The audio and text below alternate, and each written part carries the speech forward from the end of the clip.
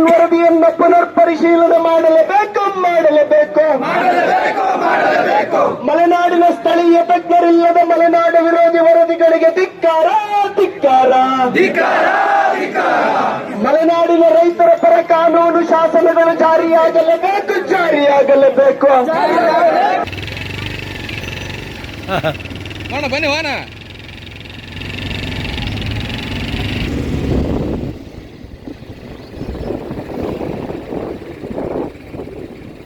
Side ಹಿಂಗೆ ನಿಲ್ಲಿಸಿ. ಹಾಂ ಹೋಗಲಿ.